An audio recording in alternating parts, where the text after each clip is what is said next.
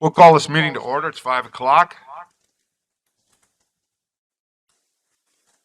Do we have a roll? Do we have a roll call?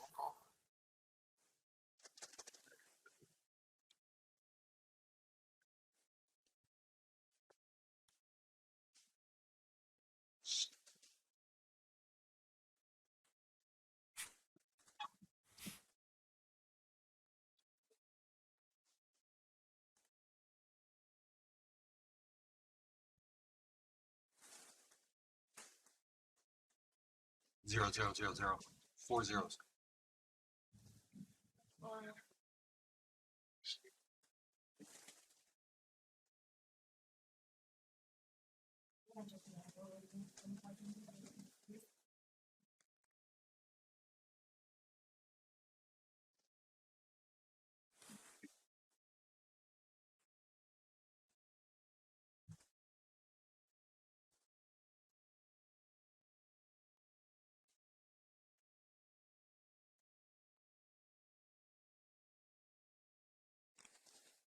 We have 23 present and 6 absent.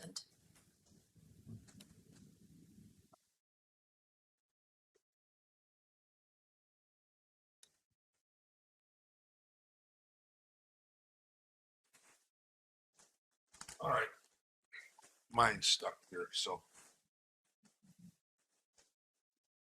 All right, let's pledge for allegiance. Do you want to lead us tonight, Dwayne?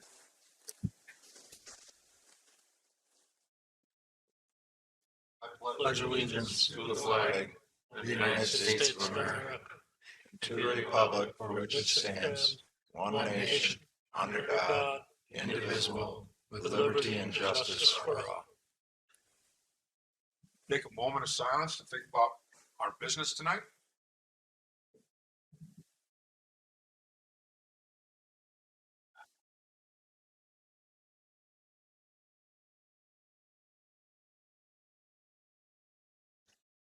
Please be seated. We have a full docket tonight. We're in compliance with the open meetings law, Audrey. Compliance, Mr. Chair. I'll entertain a motion to approve the agenda as printed. Second. Okay, I have a motion by Brogger, second by Supervisor Jaco. Questions, discussions? All in favor? Aye. Opposed? Hearing none. Agenda's approved. Communications. Madam Clerk. I have a proclamation by Sheriff Paul Milbrass proclaiming the week of April 11th through the 17th, 2021 as Public Safety Telecommunicators Week in Jefferson County. Whereas 9/11 is nationally recognized as the number to call in an emergency to receive immediate help from police, fire, emergency, medical services, or other appropriate emergency response entities. And whereas 911 dispatchers are responsible for the safety of our police officers, firefighters, and paramedics who are dependent upon the quality and accuracy of the information obtained from individuals who contact emergency communications centers. And whereas the Jefferson County Sheriff's Office 911 dispatchers are the first line of communication and the most critical point of contact Jefferson County residents and visitors have with emergency services, and whereas Jefferson County Sheriff's Office 911 dispatchers serve as the most important link of service between our police, firefighters, and paramedics by monitoring their activities by radio and computer, providing them information and ensuring their safety. And whereas Jefferson County Sheriff's Office 911 dispatchers have contributed substantially to the apprehension of criminals, suppression of fires, and treatment of patients through their commitment and dedication to public safety. And whereas Jefferson County Sheriff's Office 911 dispatchers have shown and exhibited compassion, understanding, professionalism, and the ability to work under extreme pressure during the performance of their duties. And whereas Jefferson County Sheriff's Office 911 dispatchers have shown great levels of dedication in 2020 and into 2021 by working understaffed, voluntarily working overtime, and filling in for each other to cover shifts. And whereas this demonstrated dedication and professionalism by the Jefferson County Sheriff's Office 911 dispatchers directly contributes to the safety of the citizens of Jefferson County, as well as its police, firefighters, and paramedics. Now therefore be it resolved that Paul Milbrath, Sheriff of Jefferson County, Wisconsin, does hereby proclaim the week of April 11th through the 17th, 2021 as Public Safety Telecommunicators Week in Jefferson County, and call upon all government officials, parents, teachers, school administrators, caregivers, business leaders, nonprofit organizations, and the people of Jefferson County to observe this month with training, events, and activities to educate the public on 9/11 and its services to the people in Jefferson County. Thank you. And then we have some retirement recognitions. Terry?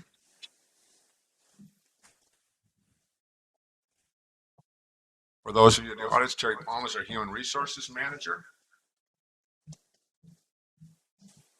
Good evening. Can everybody hear me okay like this? So I'm not echoing? Yes. People online can't hear me? Okay. Before we get started off of that last proclamation, I just want to echo what is put in there. If, for those of you that don't know, our 911 dispatch center operates 24/7 with 9 full-time people. And a lot of times they are not staffed with 9 people. In fact, during COVID, with some people that were out, they were sometimes operating with 5, at one point 4 people covering that. So they really do need recognition for everything that they have done and continue to do. With that, I'm looking around and I'm trying to see if we have any retirees here, if they, because I can't see that far, and with masks, recognizing everybody. Thank you, Lance. I thought so, but I wasn't positive. We do have 3 retirees. We did have one individual that I thought was going to appear virtually. So I would like to recognize these individuals. Part of it is for me, I've known all of these people personally, and which just makes me realize that I should be next in line pretty soon to retire. So first, I'd like to recognize Sharon Olson for 40 years and 2 months of dedicated service. For those of you that don't know, she has been with Human Services that entire time and retired as the ADRC division manager there. Also, Linnell Austin with 18 years and 7 months of service. She also was with Human Services, ended up her career there, primarily working with payroll and attempting to manage some of the complicated billings that they have to do for the individuals there. And then Lance, if you have a minute and you want to come forward. This is just appropriate. Lance Shanahan was with our county for over 21 years. He was a dispatcher there, I believe, started part-time and ended up full-time there, just very recently retired. I consider him a friend as well, and I really appreciate all the dedication that you have done. I know personally you have given up your vacation time, come in maybe when you didn't feel the best of times, covered for people that weren't there, and have dedicated so far your last 21 years of service there. And I really do appreciate everything you've done.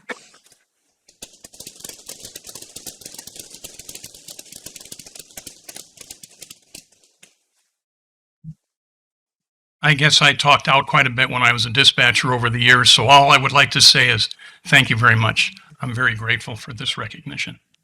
Thanks again.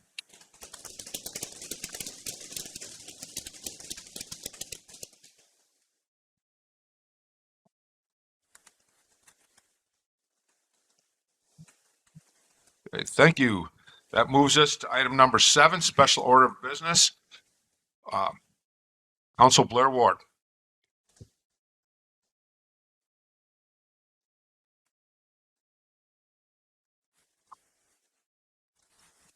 Good evening.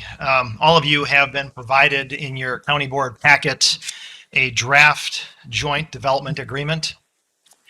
The development agreement was also made public and emailed to all county board supervisors. What I'm going to do is I'm going to talk a little bit about that joint development agreement and how we got to where we are tonight with that agreement. First of all, why are we entering or proposing to enter into a joint development agreement? The utility company, We Energies, petitioned the county for a conditional use permit. back in June or July of 2020. And in order for the power company, We Energies, to conduct business, they had to get a conditional use permit from the Planning and Zoning Committee. And they went through the process, filed an application. Planning and Zoning Committee granted the permit. Special exception or a conditional use permit is the type of permit granted. And the Planning and Zoning Committee said if you want a permit, you have to enter in a joint development agreement with Jefferson County and the town of Ixonia. That's where the facility is proposed to be located. So the reason we're entering or considering a condition or a joint development agreement is based on the directive of the Jefferson County Planning and Zoning Committee. Currently, the Planning and Zoning Committee's decision is being appealed to the Jefferson County Board of Adjustment. A citizens group in Ixonia opposed the facility being constructed, liquefied natural gas facility, a big operation consisting of 165 acres of total land. 25 is going to have the structures on it. The other remaining 145 is going to be a buffer.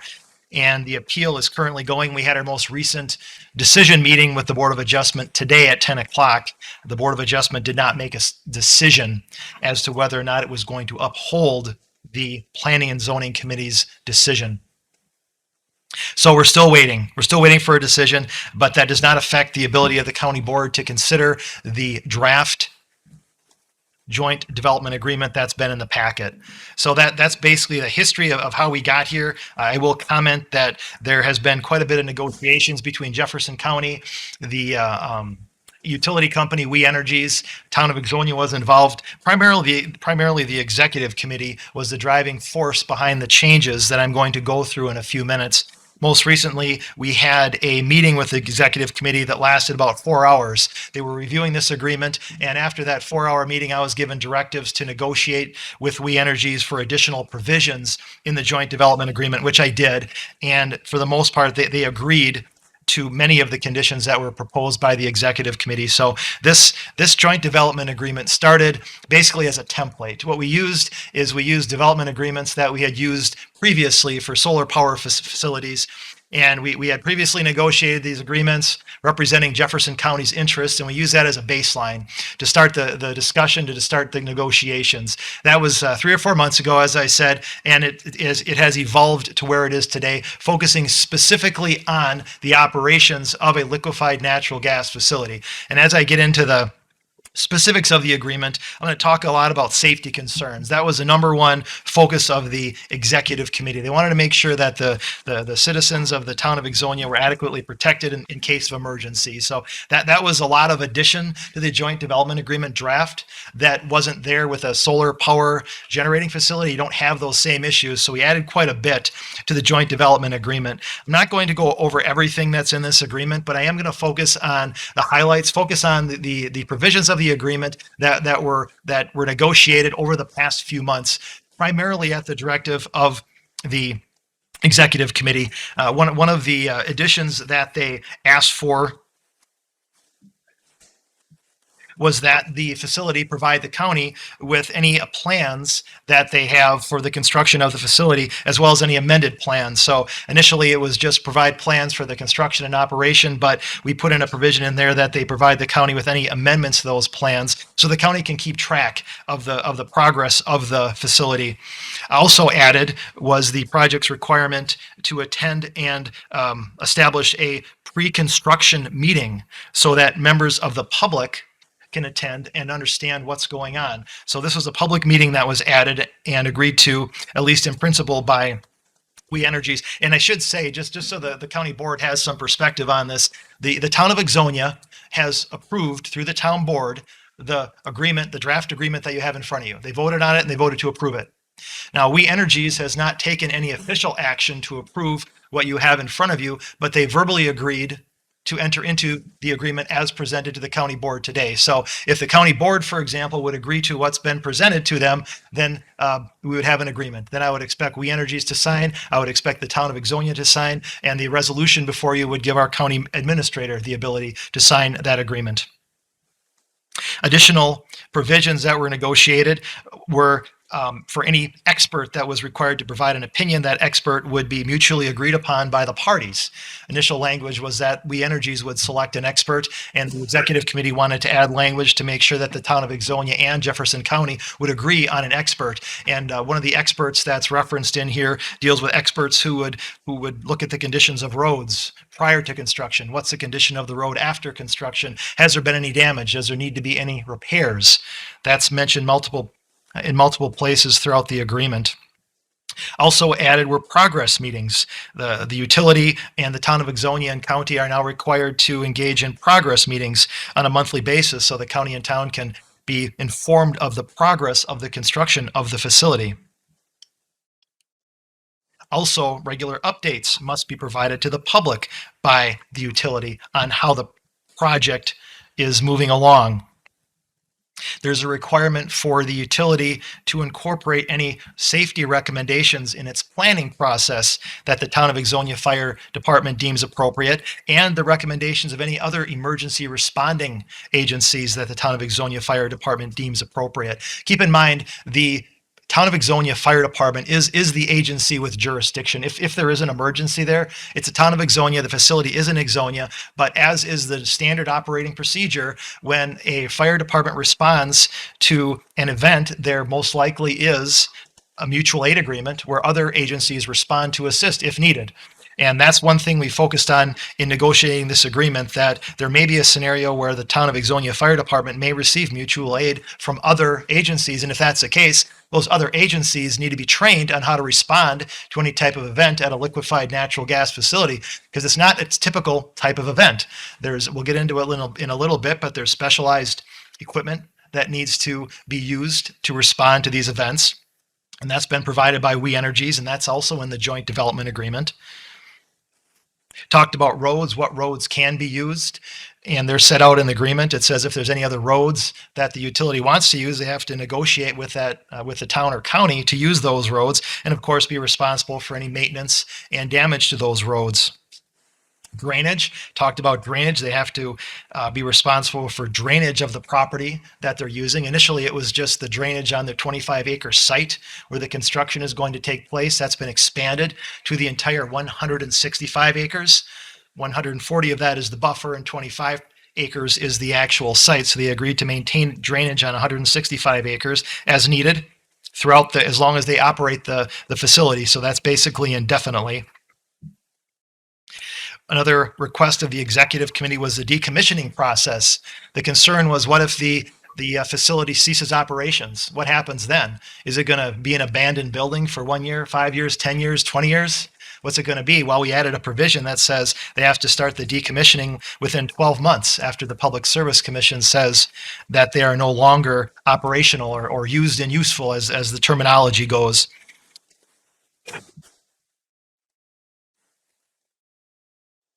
We also talked about vegetative buffers. There's a lot of people from the town of Ixonia who don't want to look at this facility. It's in their backyard. What we have here is we address vegetative buffers. We Energies has agreed to install, they call it a natural visual transition for residential properties that have a direct line of sight to the facility. Initially, it was just primary residences that had a direct line of sight, but we expanded that. So We Energies will provide a buffer for all residential houses or residential properties with a direct line of sight. So it could be a rental property, it could be a vacant parcel of property. And as long as it's a parcel of property where a house could be built, the utility is willing to provide a vegetative buffer. And We Energies actually even went further at the request of the executive committee and designated a certain geographic area within the town of Ixonia where residences would be eligible for up to $5,000 so they could install their own vegetative buffer, and that would be reimbursed to them by We Energies. Also discussed was lighting. There was just a general reference to lighting, which really didn't have much weight. The executive committee asked that it be elaborate on lighting, and there's a paragraph on how light is limited on the facility, must be directed downward, must have shields on the light, talks about no more than 1 foot candle shall escape from the site to adjoining residential properties, and also no flashing lights are allowed on the facility unless required by the FAA. Also added was that the buildings, all buildings except the tank itself, shall be earth tone or tan in color to blend into the surrounding area. Broadcasting, there is concern that the facility might interfere with over-the-air broadcasts of surrounding landowners. We added a requirement that if there is a broadcast disruption, We Energies must work with the owner of the property and try to figure out a solution. Emergency response, that's probably what we spent the most time on with the executive committee. They added a requirement that prior to the start of construction, Jefferson County and the town of Ixonia be provided an emergency response plan. And not only is the county and town provided the plan, they're required to approve the plan, the county through its emergency management director, before construction even starts. So we can at least take a look at the plan and approve the plan and ensure that it meets all the concerns that the county has. And the agreement even added additional provisions specifying what should be in the plan. And it added specifically telephone numbers of responding agencies are in the plan, how are neighbors going to be notified if there is an emergency, and where will an assembly area be if there is an emergency situation. So that's all in the plan. The concern was how are the neighbors going to know where to go and what to do if there is an emergency. Another requirement was for the utility to not only work with the town of Ixonia, but any other locally affected agencies. I think I mentioned that earlier, but we have it in this agreement in at least 2 locations requiring the utility to work with other agencies that may be involved in a response. And the other thing that we put in the agreement, even though I think it's required by federal law, is that We Energies will be required to stage its own equipment in response to an emergency at its facility. So if a local agency responds to an emergency, they don't need to have all their unique equipment specific to this type of event. The equipment will be on site. All responding agencies need to bring is their typical firefighting emergency equipment to the site, and then they can use the specialized equipment that is kept on site. So that's put in there as well. Even though it's under federal law, it still gives the county some assurances that this language is in there. So that basically covers what has been added to this agreement since it first started many months ago. And that basically covers it. Are there any questions? I'm happy to answer any questions if there are any. Questions? Looking out here. I see none. Blair? All right. We do have one from Supervisor Renard. Supervisor Renard.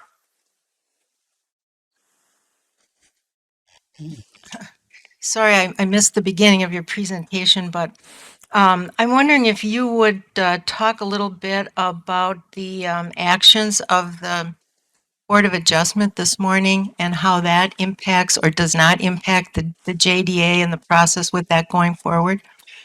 Yes. What effect does the Board of Adjustment have on this whole process? The Board of Adjustment took no action today. They wanted more information. So right now we have a conditional use permit that's been granted to We Energies and the owners of the property. Our county zoning ordinance says that conditional use permit remains valid even though it's been appealed. So legally, there's no distinction between a permit that's simply been granted and one that's being appealed. So there is no issue right now with the status of the conditional use permit. That is still, still in place. Thank you. I do have another comment. I was asked to explain to the board what happens if the joint development agreement is denied by the county board tonight. You have a resolution and you have a joint development agreement, and the resolution authorizes the county administrator to sign the joint development agreement on behalf of Jefferson County. So just like any resolution, the county board can deny it. They can vote to deny it. What happens if it's denied? Well, then you don't have a joint development agreement. Our county administrator has no authority to sign it. The utility and the landowners don't have the ability to comply with the requirements or condition of the Planning and Zoning Committee. So basically, it stops things. You can't move forward. And my concern, if that would happen, we'd have some legal issues because we have one arm of the county, the Planning and Zoning Committee, saying you have to enter into a joint development agreement with Jefferson County. Then you have Jefferson County saying we're not entering into a joint development agreement with you. So I'd have concerns about that. If we did go down that road, we could take a look at it. If that happened, I would have to provide some additional legal advice on how best to proceed if it was a simple denial. If there was a denial, or in the sense that it wasn't approved tonight, I would ask that the board give the staff directives on what the problem is. If there's an issue with, if it's denied because certain provisions aren't in there, at least that gives the staff direction on what to seek in this agreement. to make it acceptable to the county board versus an outright denial. But that was a question asked of me. What if it's denied? So I'd hope I get some guidance on what the issues were so I could focus on them if it was denied. Are there any other questions? Okay, thank you. Seeing none. Which moves us to item number 8, public comment. And this is public comment on items that are on the agenda tonight. And just for the record here, I have letters for public comment concerning the resolution number 9 from Virginia Colburn, Mary Schaefer, Catherine Smith, Clerk Eckert, Amy Eckert, Tiffany Carey, Laura Sager-Garsky, and Sue Kelling, all of Exonia, and all are Exonia. Virginia Cogburn is of Whitewater, but they all are opposed to this resolution in the JDA. And I also received one in the mail today or yesterday directly to my house, and that's from Vic Carolinas from Economock, who's also opposed to this JDA. So that takes us to people that signed up here tonight for public comment. We have a half an hour's worth of public comment, and with the number of people on here, that allows each of you a maximum of 2 minutes. I will time you if you would like to speak longer, and then pool your minutes with somebody else if you're going to say the same thing. But otherwise, each one of you gets 2 minutes, and I will time it, and then the next person will speak. So the first up is Bill Blask of Lake Mills.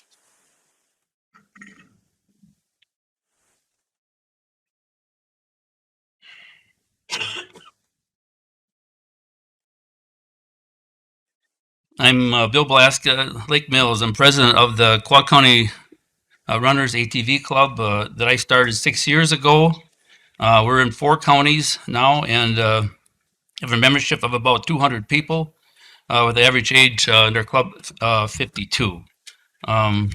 There's 5 additional clubs here in Jefferson County that, besides ours, makes 6. 90% of our club machines are UTVs, and they're equipped with standard seat belts and roll cage, makes them safe. This ordinance requires all ATV, UTV operators to have a valid driver's license. 2019 statewide fatalities. This is statewide. Motorcyclists killed 82, pedestrians killed 53, bicyclists killed 14, ATVers killed, these are riding on legal routes, 4. And UTVers killed on legal routes, 2, and those didn't have their seatbelts on in the UTV. There's never been a fatality on a UTV on a legal route when the occupants were wearing their seatbelts in 2019 or 2020. Right now, there's 430,000 registered ATV, UTVs in the state of Wisconsin. It's the fastest growing family activity in the state right now. Wisconsin has over 41,000 miles of road routes and only about 2,000 miles of dirt trails in the state. All ATV, UTVs must display a rear license plate and registration sticker on each side of the machine. Right now, there's 8 states that provide a license to operate a UTV on all highways except for interstates right now. And there's 14 counties that I know of in Wisconsin that allow on all county roads, with a few exceptions, and just about all counties in the state. Time is up. Next would be Mr. Jeff Sabell of Milford.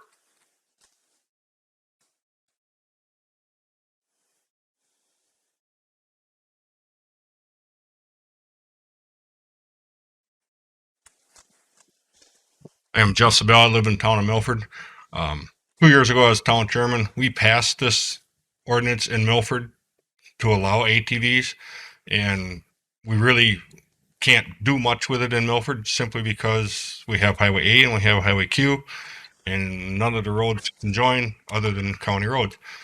So, I mean, we're kind of really past something that we can't use without your guys' help. And I have a lot of neighbors that want to buy UTVs to use this, but they won't do it until we get the roads passed. And just the economic impact that this will put on. I mean, these average UTVs cost $20,000. Well, you put that or 0.5% sales tax for the county, that's a pretty good chunk of change coming in every year.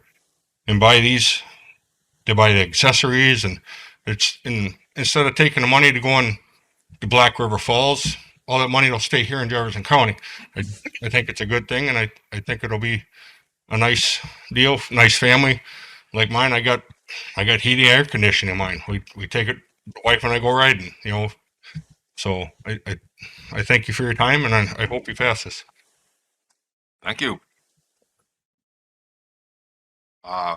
Victor Carolinas from Exonia.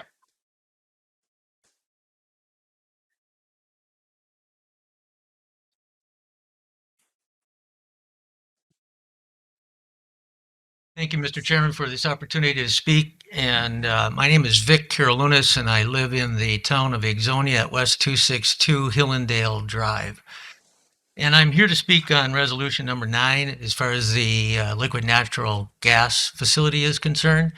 And I'll make this brief because I only want to make one comment about the JDA.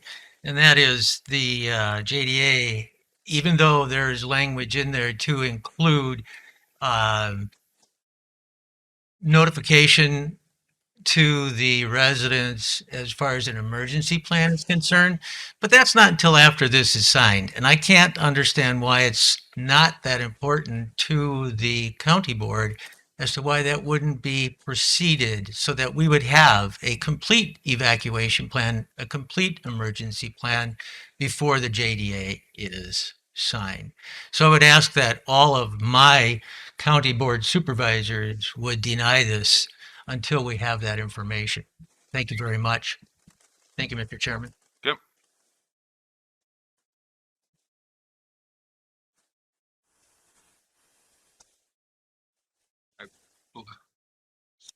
Russell Feith of Hebron.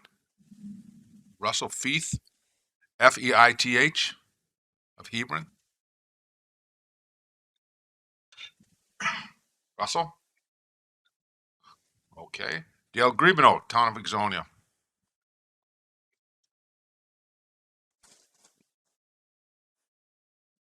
Who's that?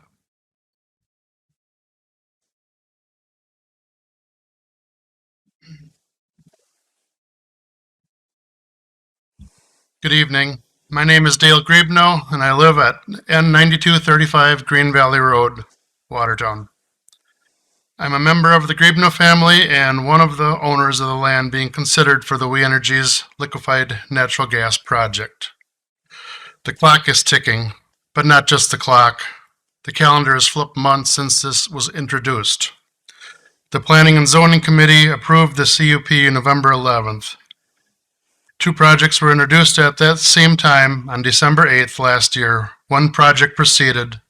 1 was put on the slow track in the Executive Committee, spending 1 meeting to check the spelling before they even agreed to the larger points.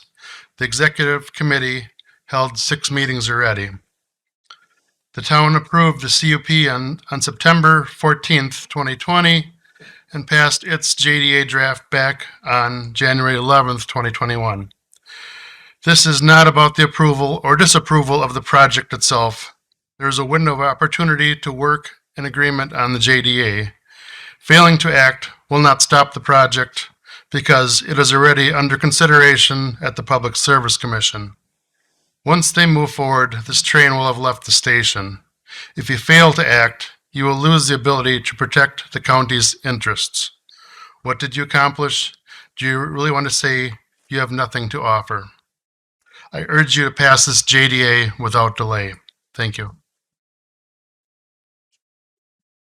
And I have Jeanine Griebnow.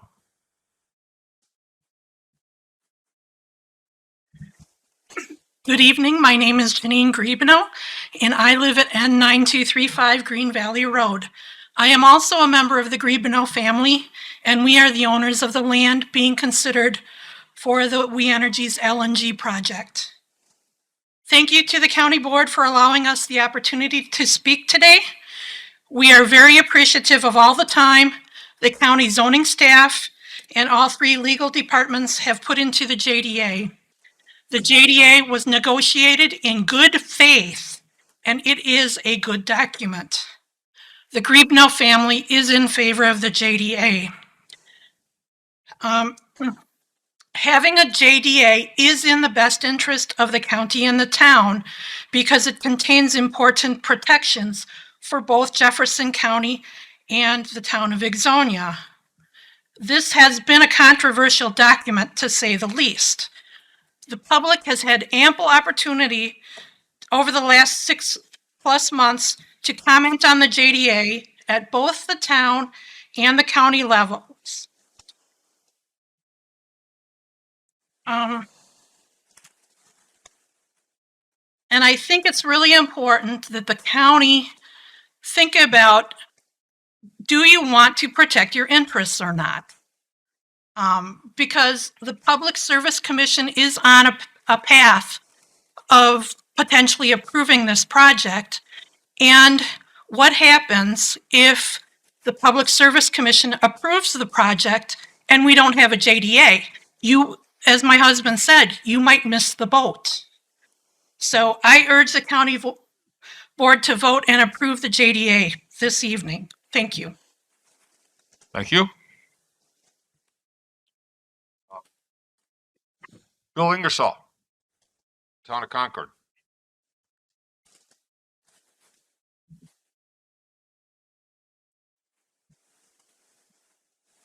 Thank you, Chairman. My name is Bill Ingersoll. I've been on the town board for 20 years in the town of Concord. Last 8 years, I was the town chairman. I'm here to show support of the item number 10 for the county to open up the roads to UTVs and ATVs.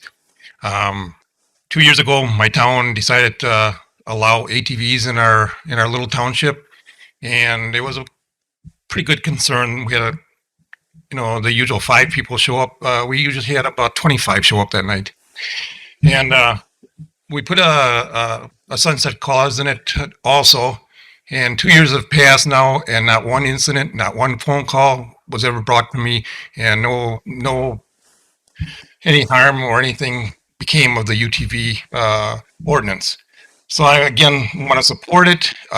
We took a survey last month, and 2 out of the 3 supervisors in our little township were in support of the UTV ordinance. Thank you. Thank you. Brings us to Bill Rader from Fort Atkinson.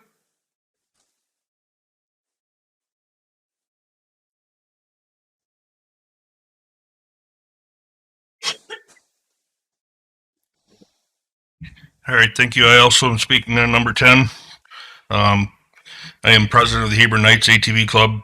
We have had the township roads in our area open for, I believe, 6 or 7 years now. And it really works out great. And this, I urged us to go through because it also lets other clubs connect with one another, to interact with one another. And as Bill said earlier, this is a very big growing sport, and I don't see it stopping. Thank you.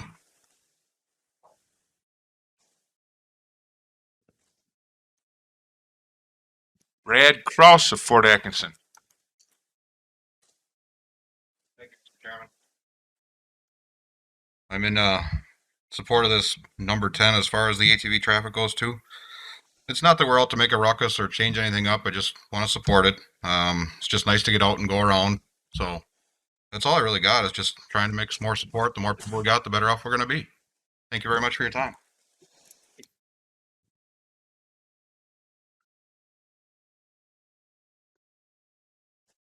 Ben, is it M-A-U or M-A-N? Decline.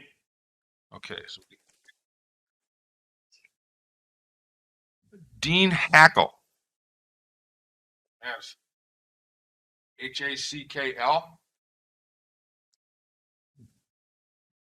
Mr. Hackle. Okay. James Foy of Madison, F-O-Y-E. Fine. Okay. Charles Schutte from Beaver Dam. Okay. Diane Pasno of Ixonia.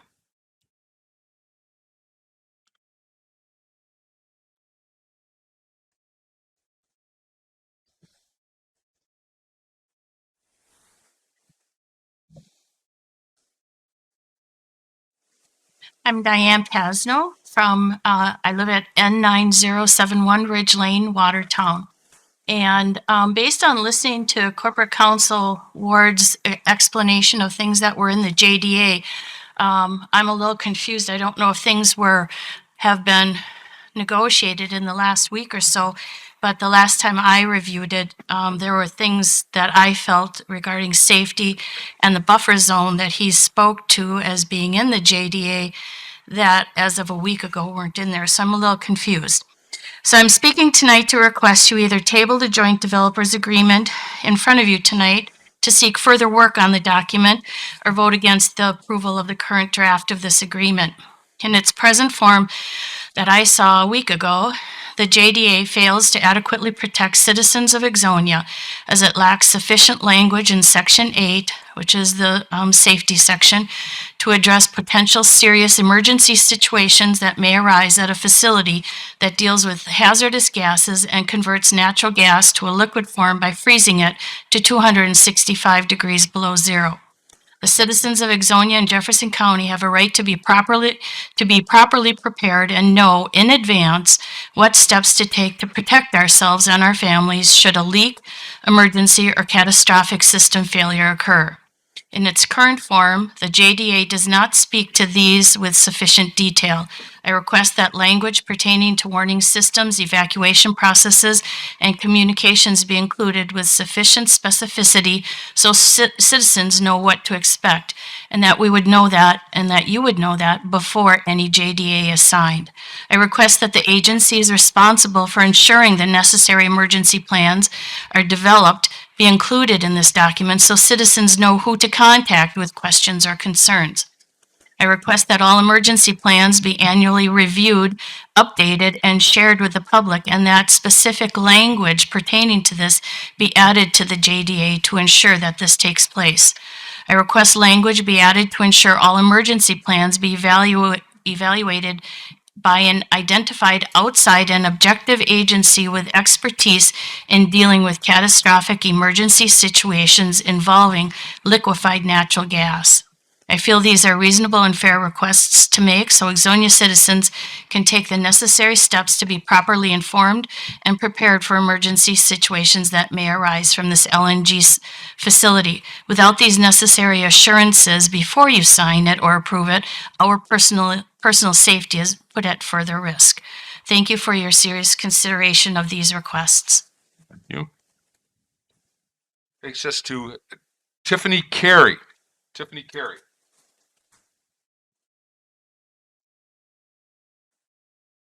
I think she's on Zoom, yes. Go ahead, Tiffany.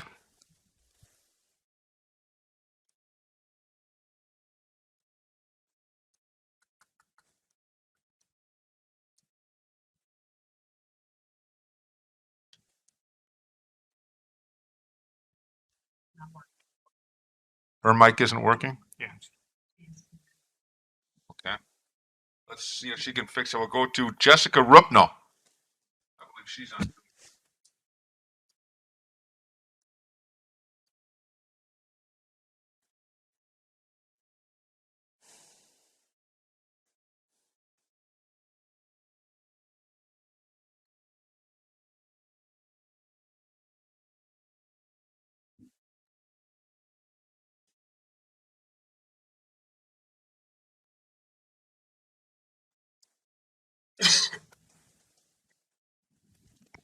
We having technical difficulties with this one too? Jessica Repnow? Okay, we'll go to Jeff Smith. Jeff Smith.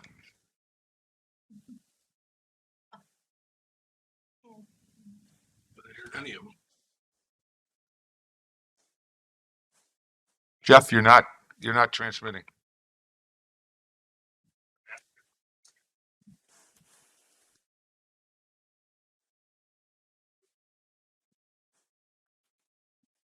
Hear the boardroom.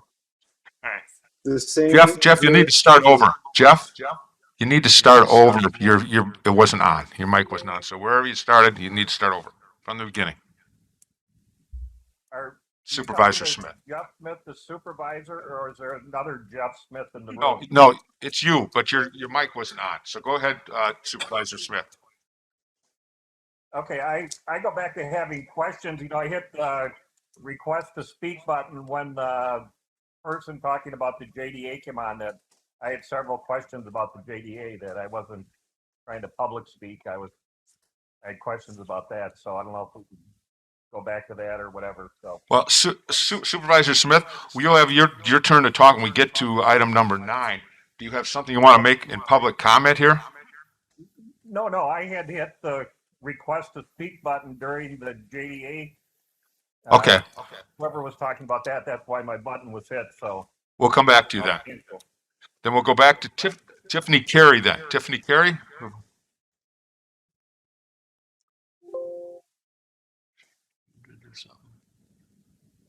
Tiffany Can you hear Carey. me now? Yep, we can hear you. Can you hear me? Yes. Great. So I'm Tiffany Perry. I live at N9162 North Road in Exonia. I was hearing people talk about the protections for neighboring landowners. And this has been something that I've been hearing people in my neighborhood talk about since the beginning and have been advocating for. So just so that you can understand, this is going to be a 150-foot tower in the middle of rural agricultural land. So most of the people who live in this neighborhood, who are not farming, like bought homesteads to live in this like natural farming area.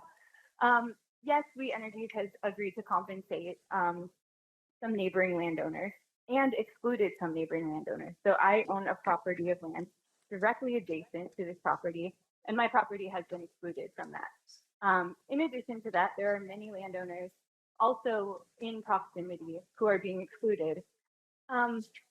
So any screening that We Energies does on the property line the trees are going to be, 30, 40, 50 feet tall at most for a long time.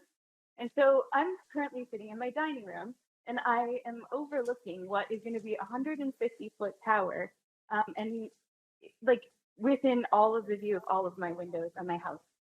I guess this might sound petty, but I do think that me and a bunch of my other neighbors should be also compensated in that 5,000. So I put an image in the document that I sent you that shows where exactly the tank will be and which are the properties that I think also should be compensated. And that is all I have to say today. So thank you. Thank you. And Jessica Repnow. Hopefully we get this working this time. Jessica? Hi, can you hear me? Yes. Okay. My name is Jessica Repnow. I'm speaking for myself and my husband, Bill Repnow, tonight. We live at West 1179 Hill Road in Exonia.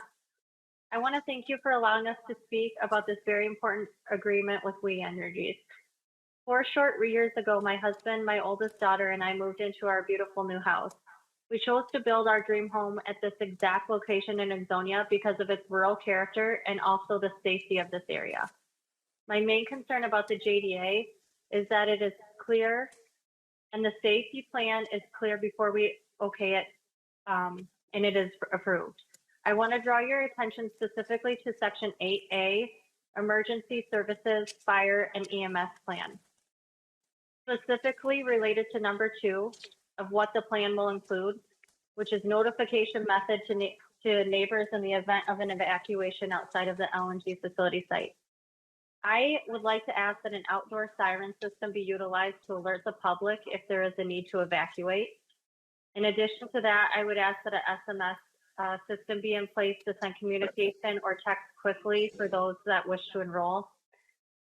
And then secondly, Section 8A, the second to last sentence speaks about how the town and county will review the plan with all other locally affected emergency management and public safety agencies. I am asking that the plan be reviewed and made available to the public. I ask that this information, along with the safety plan, be available on the town's website and reviewed annually for completeness. I appreciate your time and attention. Thank you. Thank you. Anybody else that came in late or has changed their mind? Jeff, did you push your button that you? No. Yeah. No. Janet McConaughey? Janet McConaughey? Yes, I'm here. Your turn to speak. Okay. I want everyone to make sure that everyone realizes that no student at Ixonia Grade School can walk to school. It's a state law because we have no sidewalks. So every child has to be bused, even if they live a block away, or their parents have to bring them to school and pick them up. So I'm really concerned about that intersection of North and 16. There are people, when school is out at 3:40, and if you want to get on the school grounds to get lined up to collect your child, you have to be there at 10 after 3. Otherwise, it backs up down North Avenue and out onto 16th. And I'm thinking that there is just so much opportunity for disaster at that intersection. They're going to have big equipment trucks, loaded trucks going through that intersection. And according to the JDA, they can operate at least 6 days a week. And if they need Sundays, they can do that too. The weekend is merely aggravation for all the people living on that street. But Monday through Friday, I think it poses a real significant public health problem. So I would like to see that addressed. Thank you. Thank you. Any more? More? Anybody that was here earlier changed their mind? Like to speak? Very rough now. Didn't we do? Oh, we have another Repnow. I had a Jessica. Now is a Mary Repnow. Mary Repnow. Well, I gotta give her. Okay. Mary, you can go.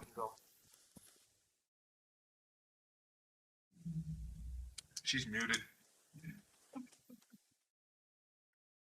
Here we go. I found it. Sorry about that. Okay, I'm Mary Repnow. I live at N9640 Marsh Road in the town of Ixonia. I did write you a letter last week regarding the JDA with We Energies.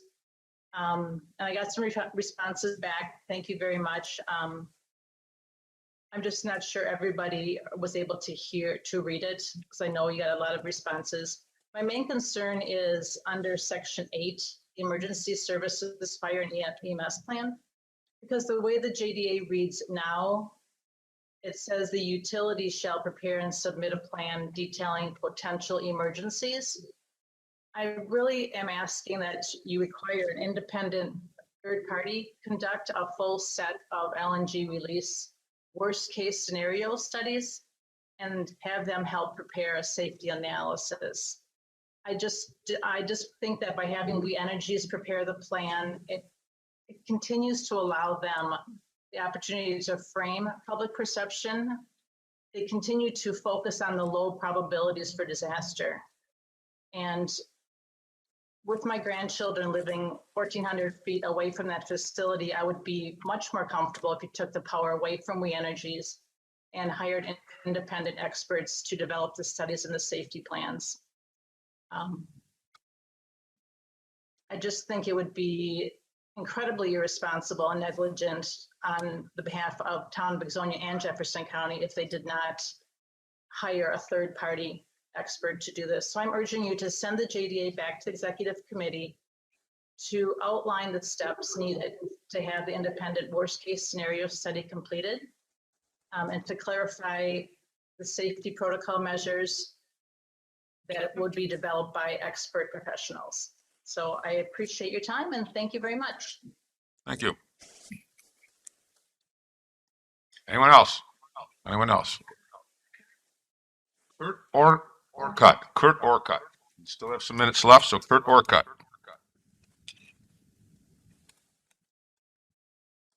Hello, can you guys hear me? Yes. Hello? Yes, we can hear you. Okay, my name is Kirk Orcott. I live in the town of Lake Mills at W8696 County Road B. I just wanted to make a comment about the UTV ATV ordinance to get passed. I'm in favor of it. We worked with the Quad County runners for some time and our local township here to get our roads open for UTV ATV use. And I've spoken to a lot of people that would really be in favor of the county to go forward with the county roads so that we could connect more of our township roads together. We have some little islands, like Jeff Sabell was saying, in the Milford area right now, and we'd like to be able to connect to areas such as Waterloo, Milford, and other areas within Jefferson County. So I am for it, and I thank you guys for your time and your consideration. Thank you. We have 1 minute left. Anyone else? Okay. Public comment is closed. Moves us on to item 9, resolution entering in a joint development agreement with Wisconsin Gas LLC and the town of Ixonia for the construction and operation of liquefied natural gas facility in the town of Ixonia. Supervisor Bernard. Resolution number 2021-47. Wisconsin Gas LLC desires to develop, construct, and operate a liquefied natural gas facility capable of liquefying, storing, and vaporizing natural gas for peaking service and associated natural gas pipelines with necessary associated facilities in the town of Ixonia. The Wisconsin Public Service Commission has jurisdiction over this project and is in the process of reviewing the petition from Wisconsin Gas LLC. In addition to Wisconsin Public Service Commission approval, this project also requires the issuance of a conditional use permit by the Jefferson County Planning and Zoning Committee, which was granted on November 11th, 2020, and included public comment and input from the town of Ixonia. As part of the conditional use permit approval process, the Planning and Zoning Committee required Wisconsin Gas to enter into a joint development agreement with Jefferson County and the town of Ixonia to address impacts to the town and county due to the operation of a liquefied natural gas facility. Wisconsin Gas has agreed to enter into a joint development agreement with Jefferson County and the town of Ixonia, and a draft of this agreement is attached to this resolution, which has been approved by the town of Ixonia. Items addressed in the joint development agreement include emergency response and safety procedures, setbacks from the property of adjoining landowners, plan review, transportation impact on local roads, drainage impact, vegetation management, noise parameters, land use studies, and fiscal impacts. The Executive Committee considered this draft joint development agreement at its meeting on March 31st, 2021, and recommended forwarding the attached draft joint development agreement to the county board to authorize the county administrator to enter into a joint development agreement with Wisconsin Gas LLC to develop, construct, and operate a liquefied natural gas facility in Jefferson County. A fiscal note: Jefferson County and the town of Ixonia will no longer receive property tax revenue on the lands used for operation of the liquefied natural gas facility, but will receive utility aid from the state of Wisconsin, which is expected to exceed the amount of lost property tax revenue. I move approval of this resolution. Second. Second from Supervisor Brogler. Discussion, questions? Mr. Chair. Supervisor Renard. I would like to make a motion that we postpone action on this item until our May 11th County Board meeting. And the reason I'm making this motion is, as a lot of you know, tonight is also the night of town annual meetings. Many of our members, including Supervisor Zastro, who represents part of the town of Ixonia, are going to have to leave to go to their town annual meetings. Some of us just want to be at our town annual meetings. So we don't have much time before 7 o'clock when these meetings begin. And we also have the ATV resolution on our agenda, which I believe also is going to develop into quite a debate, and there will be many questions about it. On the JDA, I have prepared 3 amendments, which I plan to introduce at the time we discuss this. I don't know if other supervisors also have amendments prepared or whether they will propose some during the discussion, but I expect that we would have a very vigorous and thorough debate on this document. I think we should do that. And we should allow ourselves enough time to do that, to consider all the aspects, the amendments, answer questions. And so May 11th is only 3 weeks away because of our late meeting in April. And as you saw in one of the emails that our county administrator set out, you know, the clock may be ticking, but it's not getting close to midnight yet. The Public Service Commission will not be deciding on this permit to grant Wisconsin Gas approval to build and construct this facility in the next 3 weeks. You can see from the timeline of the Public Service Commission that Mr. Waymeyer sent out, the public hearing on this application by We Energies won't even be held until July. So we have time to consider this, to not rush our decision on this issue, because I think it's really important. This is a big deal. And I do feel that perhaps the chair of the Highway Committee would like to have that ATV resolution or ordinance resolved before the weather gets really nice and people want to be out and about, or at least knowing whether they can be out and about on the roads with those vehicles. So for that reason, I'm asking you as a courtesy to Supervisors Astro and others who wish to go to their town annual meetings at 7 o'clock, and to just expedite our agenda for this evening and move on to the ATV resolution. I ask that our discussion and action on the JDA be postponed to a date certain in 3 weeks, May 11th. Who is the seconding? Second by Supervisor Christensen. Discussion on this. Excuse me. Discussion on this amendment. Supervisor Schultz. Just a quick question to Blair. Do you see any legal problems with a 3-week delay? I do not.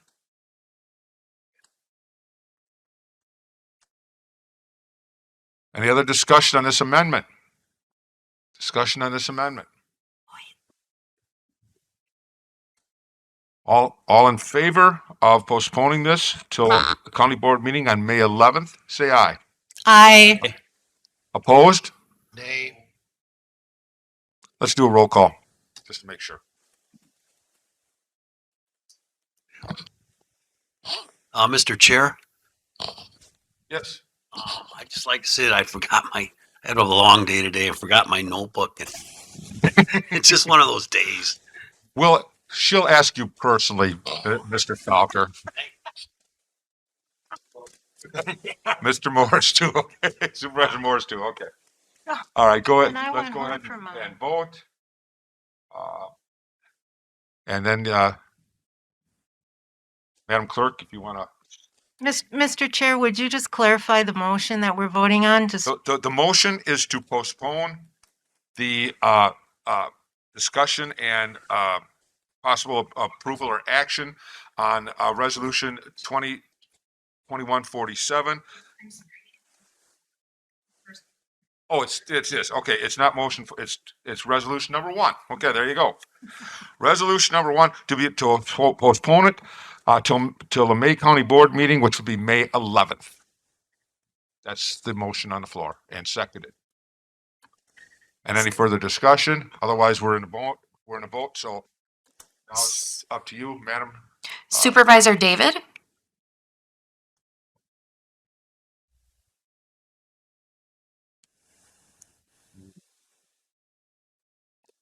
Supervisor David, please go again. Yes. Yes, if you. Supervisor Morris?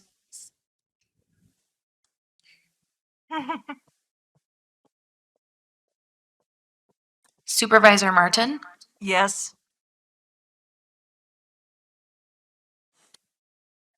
Supervisor Lindell? Supervisor Felker? Supervisor Nealon?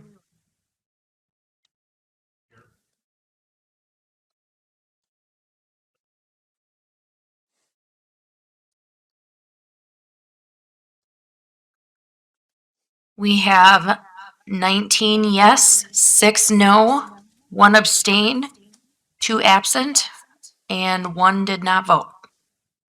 Okay, so this will be postponed till May 11th. This will take us to item number 10, Highway Committee. Supervisor Jacob. Thank you, Mr. Chair.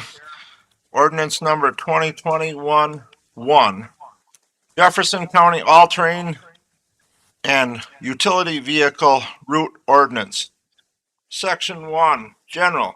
Following due consideration of recreational and economic value to access businesses and residences weighed against the possible dangers, public health, public safety, liability aspects, terrain involved, traffic density, and other traffic risks. And this ordinance is enacted pursuant to section 59.02 and 23.33 Wisconsin state statutes and the provisions of Wisconsin Administrative Code NR 64 regulating ATV operation, which is hereby incorporated and adopted. I would like to motion the rest of it as printed. If anybody has any questions, there is very well laid out points to each one. So I would move for adoption of this ordinance, Mr. Chair. Thank you. Do I have a second to that? Second by Supervisor Lindell. Discussion, questions? Supervisor.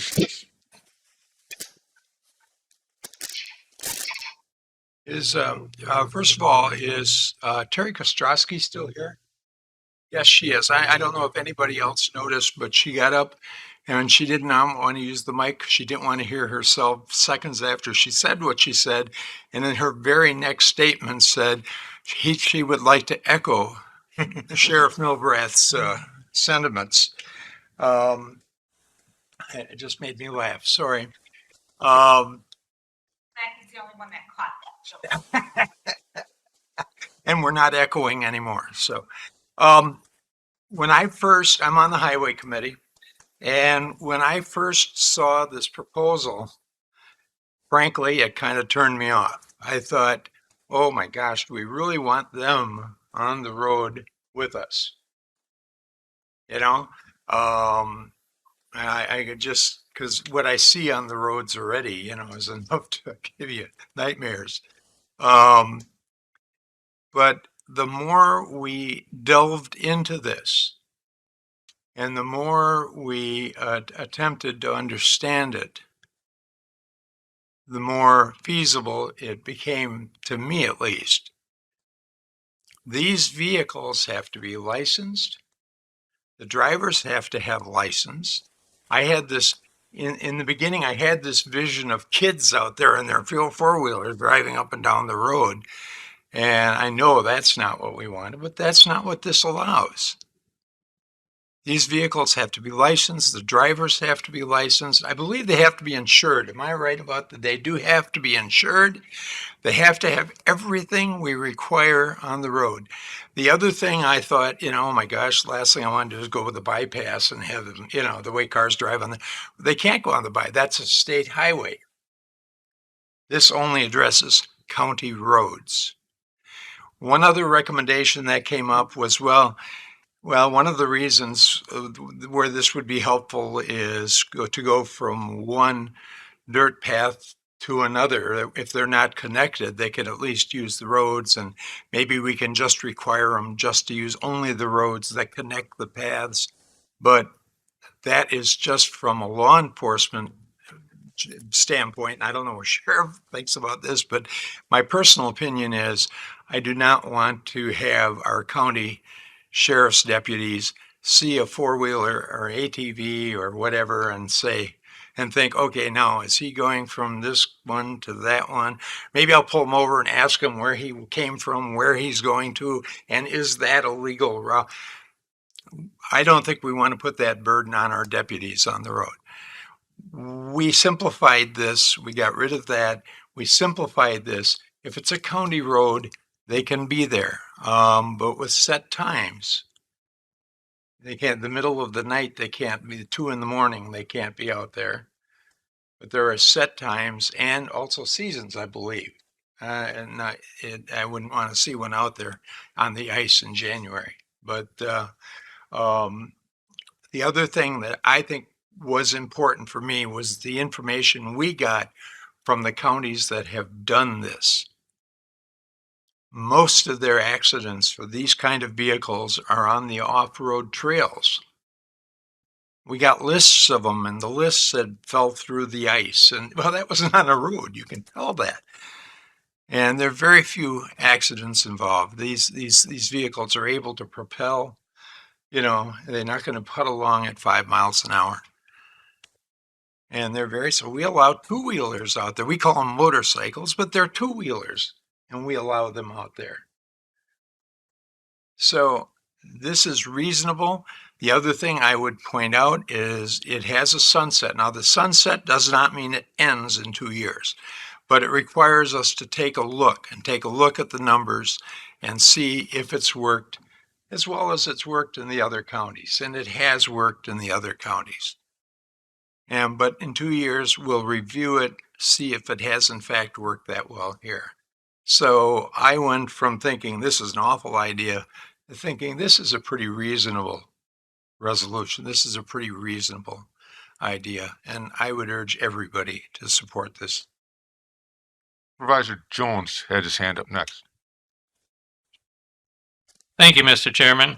The City of Waterloo has made available all city streets to ATVs and UTVs for close to the last 2 years now. At first, I sort of agreed with Supervisor Schultz when I heard this was going to happen. I wasn't too excited about these vehicles ripping around our quiet little neighborhoods, but I have not noticed any problems in the 2 years. I have not heard of any problems in the 2 years. And just to sort of summarize, they have to follow the same laws as other vehicles. They have helped the local economy, and there is a sunset clause. So if problems arise, they can be corrected. Mr. Chair, I will support this resolution. Supervisor Lund.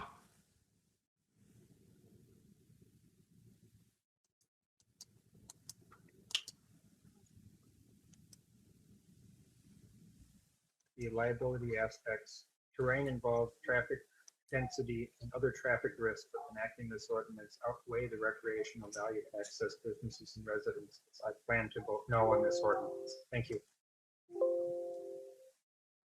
And Supervisor Payne? Thank you. There were two people who did not vote yes. They voted no for this ordinance in committee, and I was one of them for several reasons. I don't really feel that these are safe on the road. They are designed to be off-road vehicles, not to be on the road. And while some other counties have opened these up, open their county roads up to these vehicles, they are often in counties that have much lower population. They are not have such high traffic volumes. Also, the town roads tend to have a lot fewer cars on them, much lower speeds. And so I feel in our county that with our county roads all being 55 miles an hour, all being high traffic roads, particularly roads like N, that this would not be safe to be on here. In addition, some of the other counties that have opened up all their county roads, or some of them, they are mostly up north and have quite a few off-road trails, and it's a whole trail system. Whereas here in Jefferson County, we do not have a robust off-road trail system. So in essence, by opening up the county roads, our county roads become the ATV, UTV trail system. And that just really isn't something that I want to see in our county. It just does not seem to be safe to me for the ATVs, UTVs, and the cars. And then lastly, I just wanted to comment on what Supervisor Schultz had said about hours of operation. So they are not allowed by this ordinance to travel on the roads between 10 p.m. and 5 a.m. And it's still dark at, 5 o'clock most times a year. 10 o'clock seems pretty late for nuisance. 5 a.m. seems pretty early for nuisance, particularly on a Sunday. So I find that section of the ordinance not sufficient. And so those are the main reasons why I oppose this ordinance. Thank you. Supervisor Jekyll, had your hand up next. Thank you, Mr. Chair. The reason I've brought this forward is I was on the highway committee over 8 years ago, or 6 years ago at least minimum, and I was approached by one of the ATV clubs which is represented here tonight, just to use a section, and it was turned down at that time. But since then, state law has also changed to allow them to run on our county roads.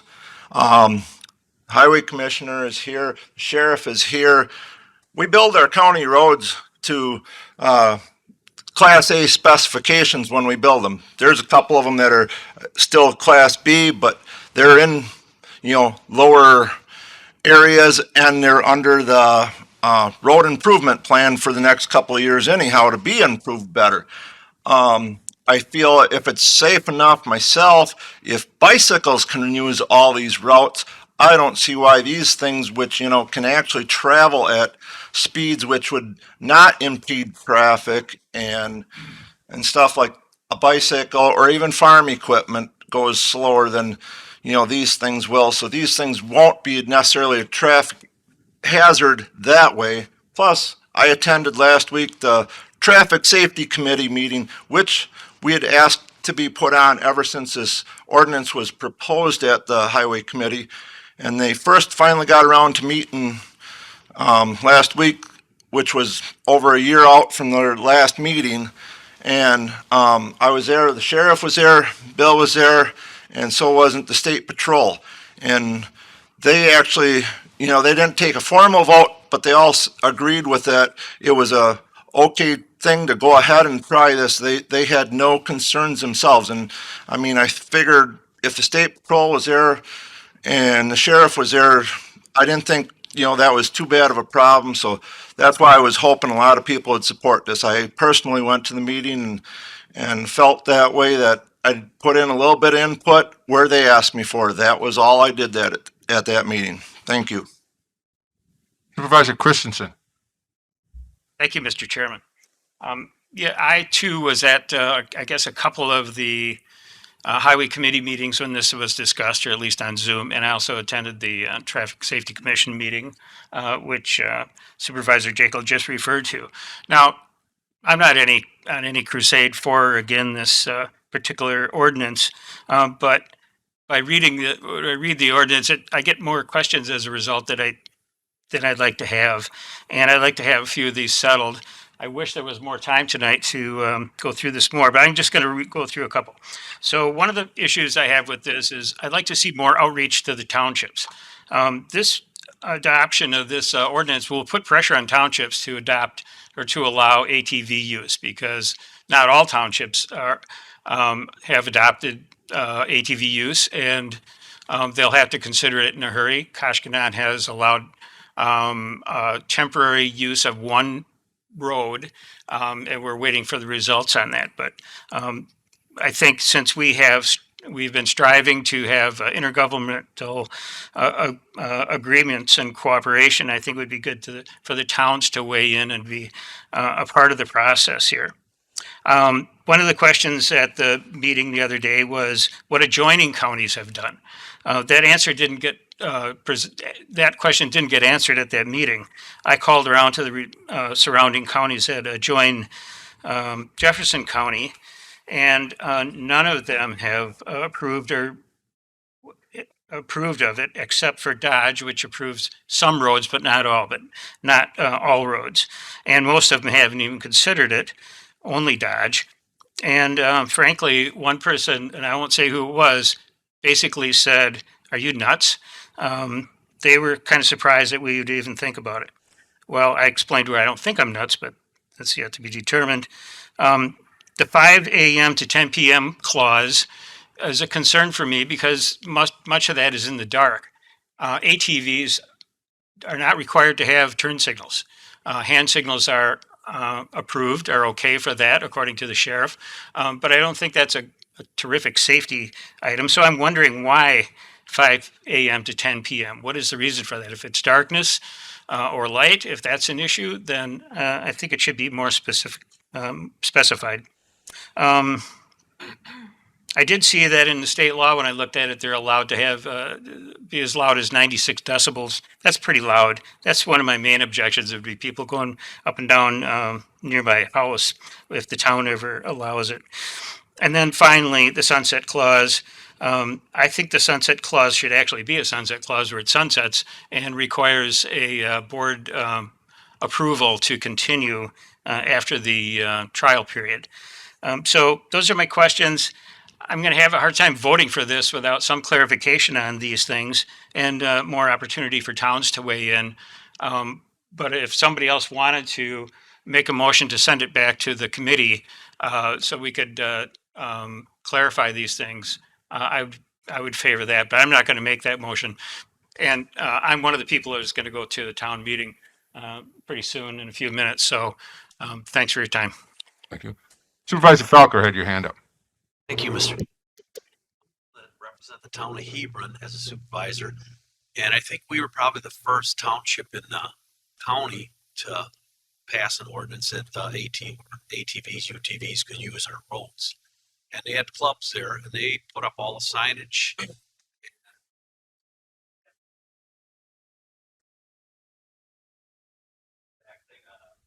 Cemetery cleanup coming up this weekend, and those guys come out with.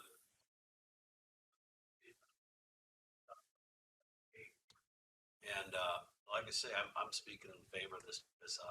We've had nothing but good feelings with these guys, and you think there's little kids out there running up and down your roads. Most of these guys got $20,000 machines, and they're my age, not after the go drag racing down the roads anymore. What age is that? I'm in favor. They remember their laptops though, don't they? I couldn't help myself, Supervisor Falcon. Supervisor Kennard. Yeah, I represent the town and the village of Sullivan. They both, for a number of years now, have been allowing them. And as far as I know, there has not been any issues with either in the village or in the township. I meet just about every meeting, and I haven't heard a squeak out of anybody at a meeting that there's any kind of problem. Supervisor Zastro. You've probably been waiting for this because I'm the only guy that voted against it at our committee meeting. And I'm not against the ATVs and UTVs. In my family, we have about 8 of them. They all ride on trails. Nobody rides on the road. The issue I have is those machines being allowed to travel at highway speeds.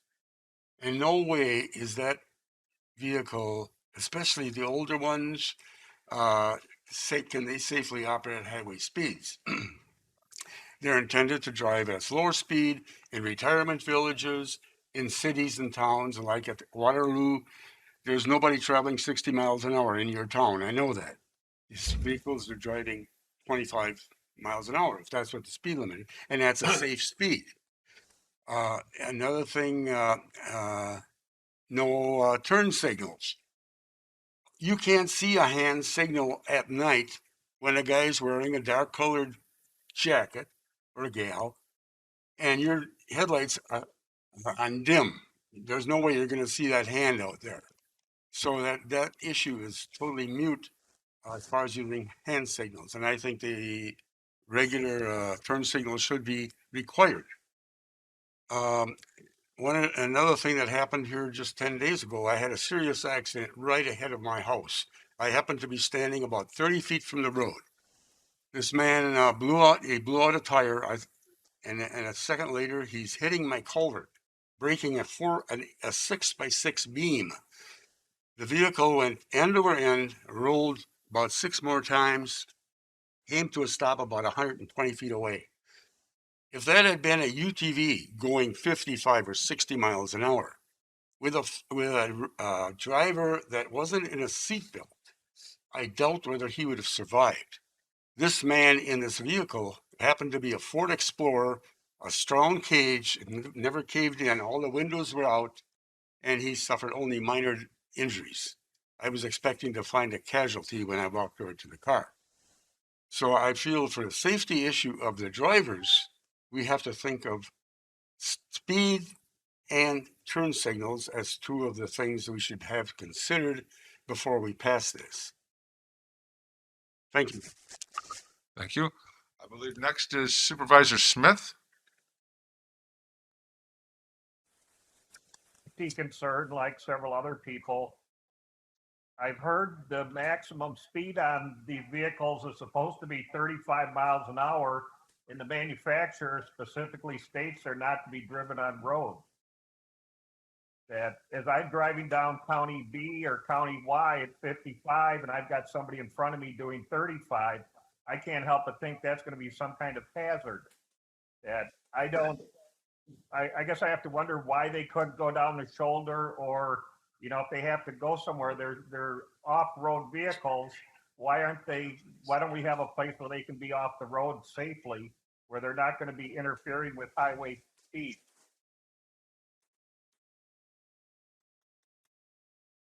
And Supervisor Kelly. Thank you, Mr. Chair. As a member of the Highway Committee, I also sat through a number of meetings when this was discussed. And like Supervisor Schultz, I came into this issue somewhat on the fence. I had safety concerns. What I'd like to add here is at the Safety Commission meeting that was held on this, there were also officers there from a number of the surrounding police departments in the community. And there were really no safety concerns expressed. So at this point in time, I'd support this resolution and would urge my colleagues to as well. Thank you. Supervisor Roberts.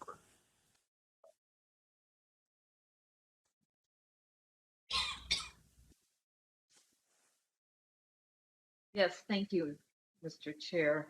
I have concerns because a lot of the roads are curvy, hilly, and as they said, the speed is 55 miles an hour. And so am concerned about that. Plus, I have a vision of 16-year-olds getting out there and racing, and that worries me. I mean, could the age limit be higher? The ATVs don't even have a roof, right?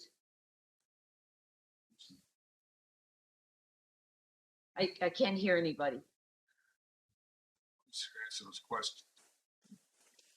Nobody's here to answer those questions right now. So, You can't answer that question. well, some do, some don't. We all have pictures on our desk of one that does. Okay. I'm just concerned about the fact that 55 miles an hour, the roads are hilly, they're curvy, and 16-year-old kids and the farm kids are only 14, they can get a driver's license. It's very concerning to me. So if you raise the age limit to who could drive them, I might feel more comfortable there. Thank you. Supervisor Backlund. Yeah, good evening, everybody. Just for some clarification, you can buy street tires for UTVs, and a lot of people actually have street tires for them if they know they have access to county roads. They are all roll barred. You can't do 55 because they have seatbelt interlocks. It will lock you out at, I think, like 15 miles an hour. At least that's what mine does, if you don't have a seatbelt on and fasten. So I know some of these safety concerns right now. You talked about the farm kids, Mary. They already have access to drive their vehicles on the road between the farms and the fields. So they are already out there on our roads under a different premise. And you're right, it's an older crowd that has the majority of the UTVs. And like they said, they're not, these are people that are responsible. They're, some run upwards of $30,000. So anyhow, for some of the ones that have safety, there are also you can get kits to put blinkers on in the whole 9 yards. So I am in favor, and I do understand people's concerns. I think some of them know maybe not all the information is out there. Thank you. Anyone else for the first time speaking? Supervisor Drina. Thank you, Mr. Chair. As most of you know, probably, I worked for Sheriff Milbrath in the sheriff's office for 28 years. Majority of it traffic enforcement, whether it's cars, ATVs, boats, DNR, anything. I support this. I think there's a misconception that there's going to be hundreds and hundreds of ATVs and UTVs out there at a time. I don't think that's the case. I think it's from getting from trail to trail at some points. Yeah, they're going to use the highways. I can't remember in my 28 years having a complaint about a UTV or an ATV recklessly. Crashes, very minimal. I can't, top of my head, remember any crash that resulted or started on a highway and resulted in any type of injury. I support this. I think there is some misconceptions out there that there's just going to be ATVs and UTVs running around recklessly. I don't think that's the case. Like you said, most of these machines, I would love one. I don't have the 20,000, 25,000 to get one. So I'm going to pass, but certainly if I had one, I would want to do that. Thank you, Mr. Chair. Anyone else for their first time? Supervisor Renard. Yeah, I also had a question about the ordinance. If all the routes for the ATVs and UTVs are all county highways, does that mean that all county highways have to be have installed the signage? And what is that signage like? Is it like every 5 miles there has to be a sign? And I'm just wondering how much that might cost. And also, I'm wondering if maybe it wouldn't be a good idea to designate the routes for ATVs and UTVs to be some county highways, but not others. When I was driving here this evening at a high rate of speed, because I foolishly went home to get my voting device, which I forgot. I'm driving on Highway F between Exonia and the interstate, and it was very busy. There are semis, people who live in the subdivisions are racing to get home from work. And it's a really, really twisty, windy road. And I'm having a hard time visualizing these vehicles on a road like that. And at night, I think it would be kind of scary. So is there some option to have some roads but not other roads? And then my question is about the signage and how that would work. Mr. Chair, I could answer that if Yes, yeah. she would. Please, Supervisor Jacob. The signage, actually, we talked about, and Mr. Kern did a rough estimate, figured it was going to be around $1,200 to $1,500 or something like around there to sign it. We were going to sign them at wherever the county roads entered the county. So if you're coming from Waukesha or Dodge or Walworth or Rock County or Dane County, that's where the signage would be to inform people that when they came in, they're, possibly could see them. To your next aspect about the Highway F, I hope you weren't speeding because that means the sheriffs wasn't, doing their job catching you.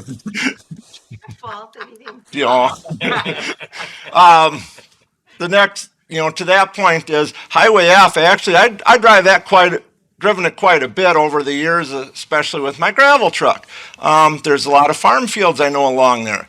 This time of the year is going to be coming up planting season, and I know a lot of the farmers do use these UTVs, and it's been brought up by several people. They're under a whole different jurisdiction with that. They can run actually any of these roads with them that they please, because as long as it goes from their field to their farm where they have a business or aspect of their business, they can operate them. They're licensed as a farm vehicle, but they can actually operate them on there, and they can operate them on a state highway as long as it's not, posted at 65 or 70. They can actually operate them on Highway 18, Highway 106, and they do.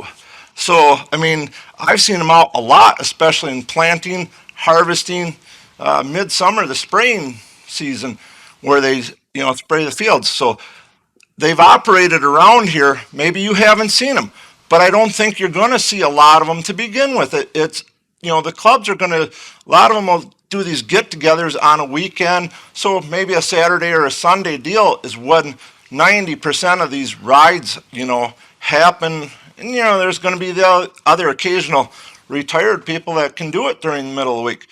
But I don't see everybody's worry about these being to the extent that it is. I drive the roads. I picked up the map. I've showed it at the highway committee. All the county roads are posted as bicycle routes. They may say more difficult or less difficult. They do not have to have a headlight to operate. They don't have to have a tail light to operate.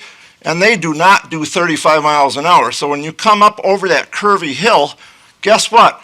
I got to slow down to their speed because 90% of them do not move over and give me the right of way. So, the safety aspect is at least these machines can operate to speed, and, they can get it off-road if they need to. Somebody on a bicycle may not take the shoulder because they're going to lose it in the gravel. These could if they need to. I guess if there's more questions, I can answer them, but that's still, kind of the way things are. Anybody else for their first time to speak? Laura Payne, it's your second turn.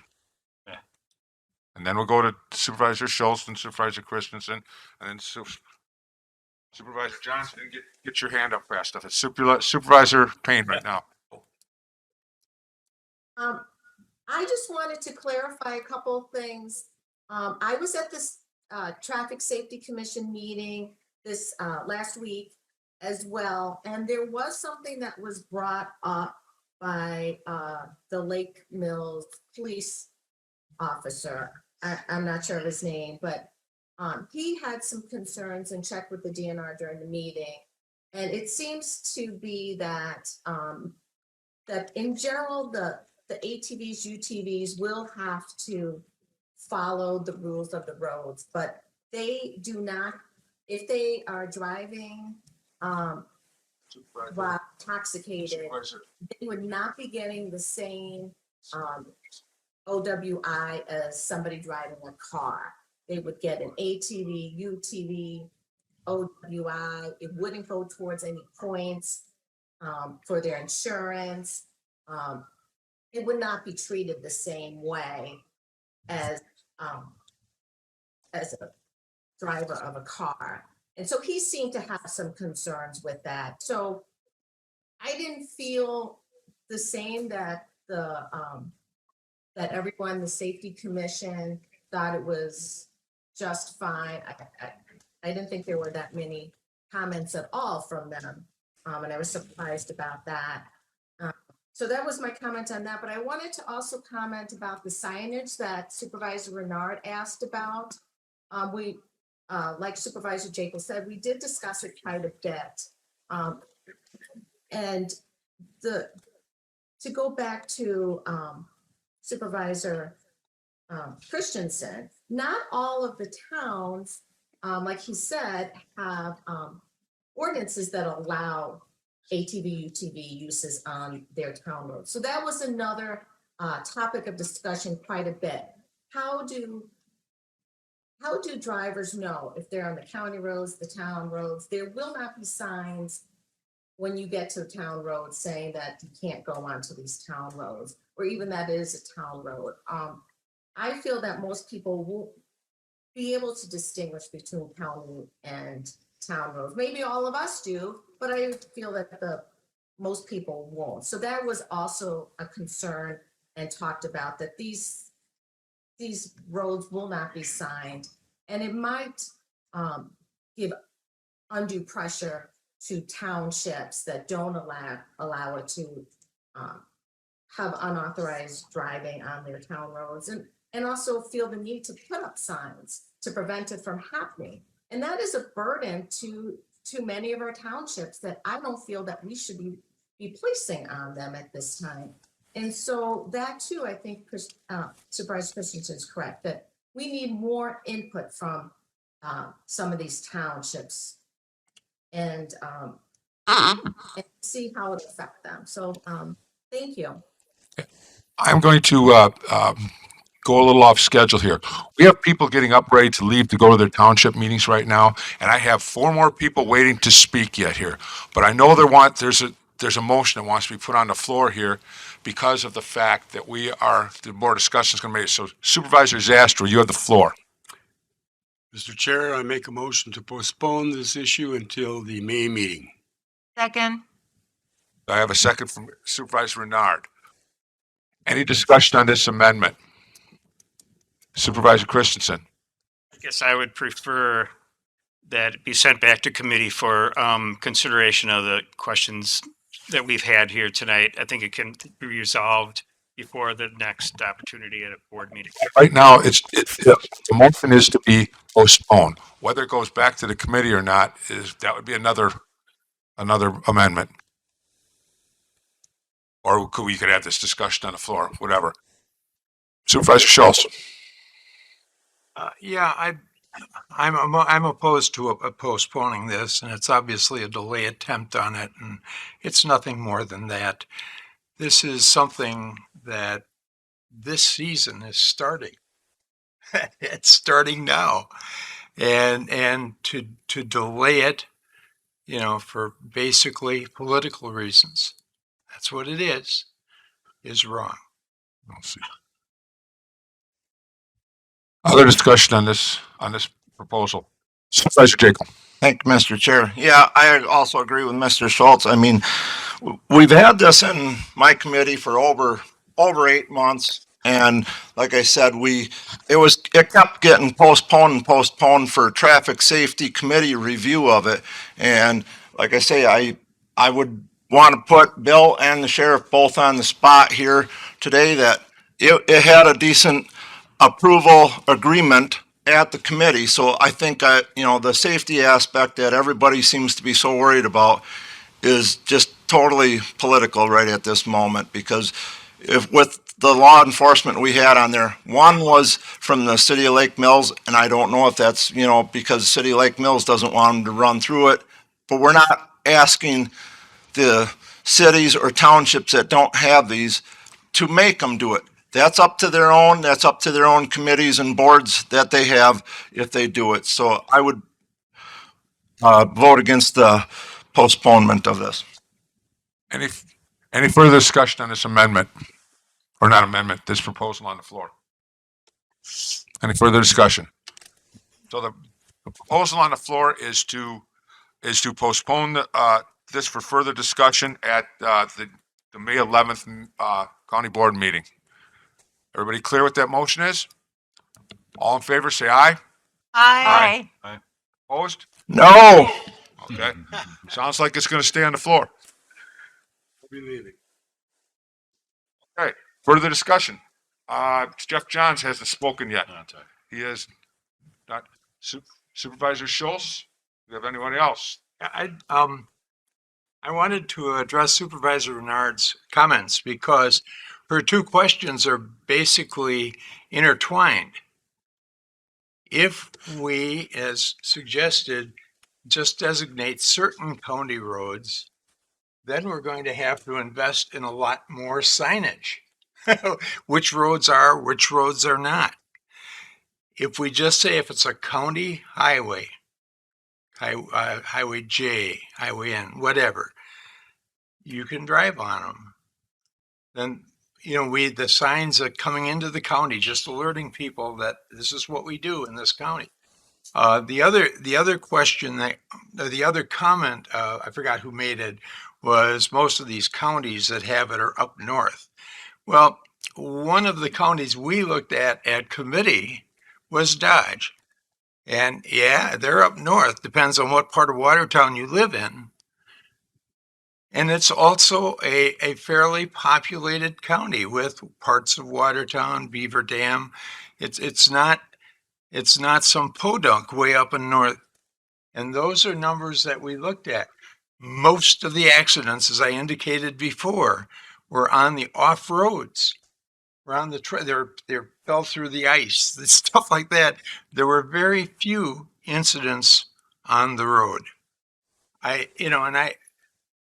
This is something I looked at because my feeling was the same as a lot of you that spoke in the beginning. I thought, oh my God, we really want them there.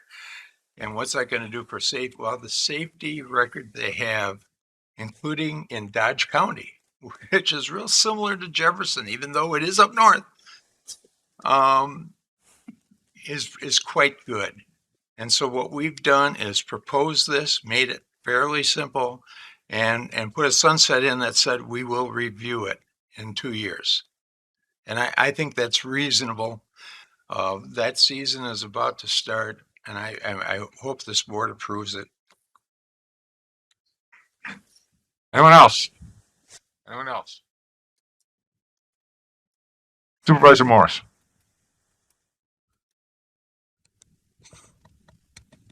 Regardless of a sunset clause, I mean, a year from now, if this is a massive problem, can't we just rescind this ordinance? Yes. Yes. Okay. Anytime. Further discussion? Core questions? Anything else? We'll try a voice vote. All in favor of this ordinance number 1, Jefferson County all-terrain ATV and utility terrain vehicle route ordinance, say aye. Aye. Aye. Opposed? No. No. The ayes have it. Okay. On to Human Resources Committee, Supervisor Brogler.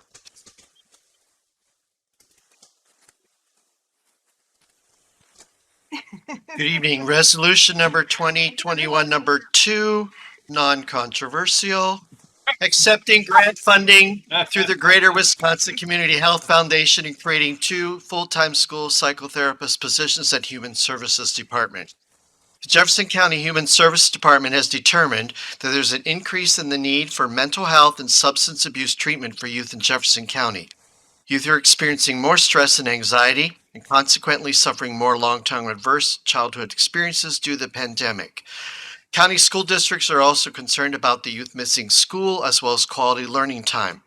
Vanessa Oss, CEO of Open Minds, a mental health industry resource, has said, and the future view is that we can expect a tsunami of children's mental health needs in the years ahead, driven by the trauma of the pandemic. Jefferson County Human Services and the Greater Watertown Community Health Foundation have partnered to further support our youth and school districts as well as offer more on-site and preventative services. By employing social workers and therapists who work directly in the schools, youth will be provided universal resiliency skills, screens and assessments, and mental health treatment. The overall outcome is for more youth to successfully complete high school and prevent long-standing mental health and substance abuse issues. Therefore, the Jefferson County Human Services Director is requesting to create 2 school social psychotherapist positions funded jointly with the Greater Watertown Community Health Foundation for 2 years and $100,000 per position for each of the 2 years, with each stakeholder funding $50,000 per position per year for a total of $100,000 per year. After the first 2 years, Jefferson County Human Services would sustain each position by having built the necessary revenue streams through Medicaid and insurance billing. On March 9, 2021, the Human Services Board and on March 23, 2021, the Human Resource Committee reviewed the request from the Human Services Director and County Administrator to create 2 psychotherapist positions at the Human Services Department, funded jointly for the first 2 years with the Greater Watertown Health Community Foundation, and recommended forwarding this resolution to the Jefferson County Board of Supervisors for approval. Fiscal note: the grant through the Greater Watertown Community Health Foundation is for 24 months for a total of $200,000. Salary and fringe benefits for the 2 full-time school psychotherapist positions for the remainder of 2020 is $99,774.93 and $17,860.60 in overhead expenses for a total of $117,531.53. The 2 full-time psychotherapist positions are funded by a grant from the Greater Watertown Community Health Foundation in an amount of $100,000 and $4,656.32 from insurance billings, and a reduction of $12,966.21 in overhead costs in all other projects. Therefore, no tax levy is required for these positions. These budget amendments were approved by the Board of Supervisors on March 9, 2021 as part of a 2020 carryover. This is a budget amendment. County Board approval requires 2/3 of the entire membership of the 20 board, 20 of the 30 member board. I move for passage. Do I have a second? Second. Second by Supervisor Schultz. Discussion, questions? I see Kathy's online with us here too. Kathy, call in case you have any questions. Seeing none, we need a roll call vote here for, because this is a budget amendment, we need 2/3. And we're getting close to not having 2/3 here, so we're going to vote right now if there isn't any more further questions. Okay? There we go. Supervisor David?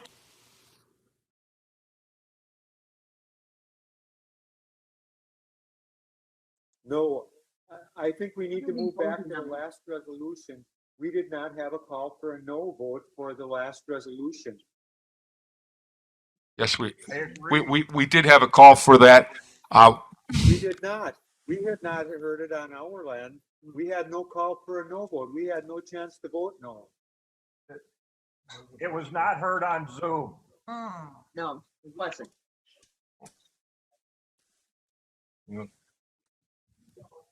We do not know why you didn't hear it, but we had a call for a no vote. But that was on the we have a question on the floor right now. This is bogus. This is not democracy. This is bogus. We need to back up and do this correctly. We need a roll call vote. The roll, we have a roll call vote on the floor right now on this resolution, which is resolution number 2.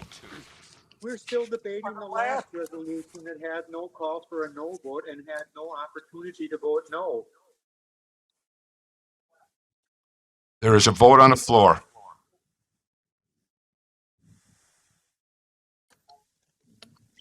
Supervisor David, Resolution number 2.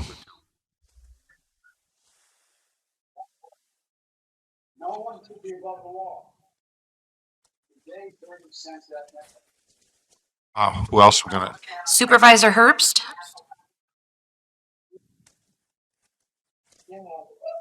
So let me just ask you, your organization might call the child there, and this is your objective has worked as it should.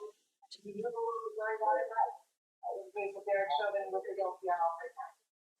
All I can tell you is that Supervisor Smith, I voted. But I still didn't get to vote it for the last time to vote no. You know, this isn't right. Supervisor Smith, we will handle that. We have to vote on the resolution on the floor right now. I voted. Supervisor Morris, Supervisor Martin, Yes. Supervisor Lund,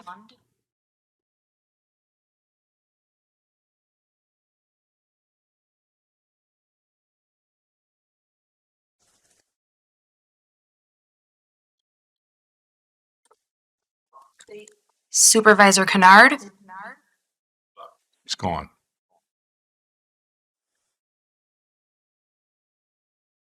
Supervisor Felker,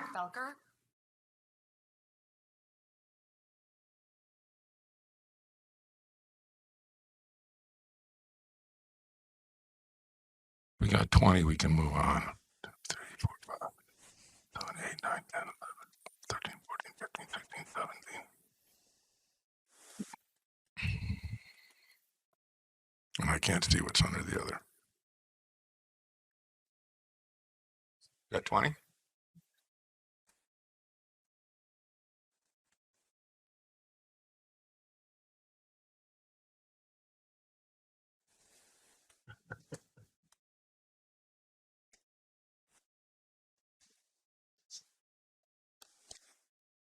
I think so.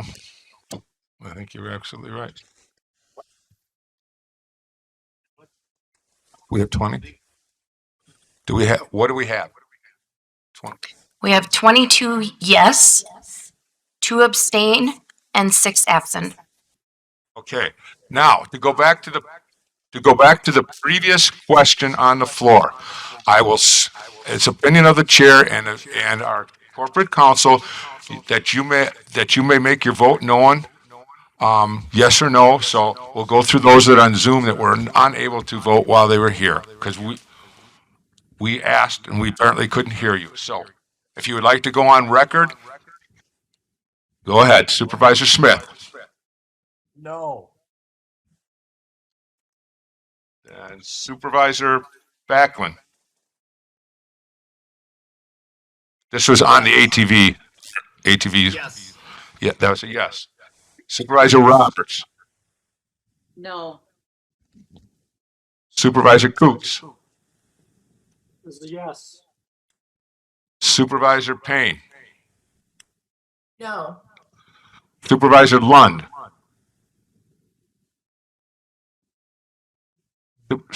Supervisor Lund. We'll come back to you. Supervisor David. No. Supervisor Lund. Supervisor Lund. Okay. It is duly recorded. Okay. Planning and Zoning Committee, Supervisor Jacob. Thank you, Mr. Chair. Report to the honorable members of Jefferson County Board of Supervisors. Jefferson County Planning and Zoning Committee, having considered petitions to amend the official zoning map of Jefferson County, filed for public hearing held on March 18th, 2021, as required by law pursuant to Wisconsin state statutes, notice thereof having been given and being duly advised wishes of the town boards and persons in the affected areas hereby makes the following recommendations. Approval of petitions as listed dated this 29th day of March 2021, Blaine Paulson, Secretary. Moving on to ordinance number 2021-2, amending Jefferson County zoning map. I move to amend the map as printed. Second. Second from Supervisor Brogler. Any discussion on this ordinance? Any discussion? All in favor of ordinance number 2, amending the official zoning map, say aye. Aye. Aye. Anyone opposed?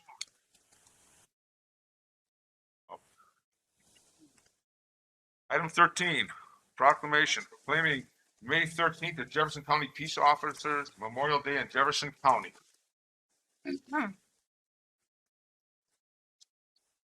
Supervisor Morse.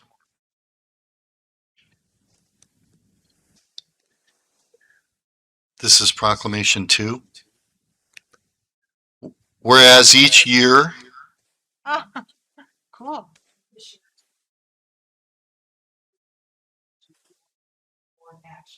So this would be one. okay, so correction, this is proclamation number 1. Thank you for the concern for specificity. Whereas each year Congress and the President of the United States designate May 15 as Peace Officers Memorial Day and the week in which that date falls as National Police Week. And whereas the members of the law enforcement agencies of Jefferson County play an essential role in safeguarding the rights and freedoms of the citizens of Jefferson County, and whereas it is important that all citizens know and understand the duties, responsibilities, hazards, and sacrifice of their law enforcement officers, and that members of our law enforcement agencies recognize their duty to serve the people by safeguarding life and property, by protecting citizens against violence and disorder, and by protecting the innocent against deception and the weak against oppression.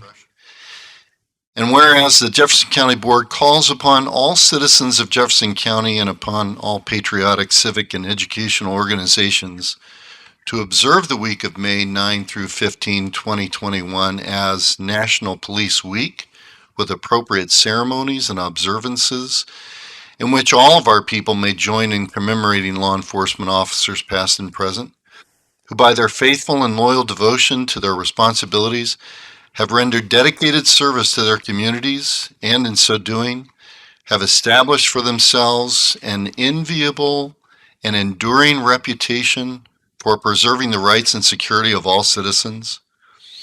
And whereas the men and women of our law enforcement community unceasingly provide a vital public service, now therefore be it resolved that the Jefferson County Board of Supervisors proclaims May 13, 2021 as Jefferson County Peace Officers Memorial Day.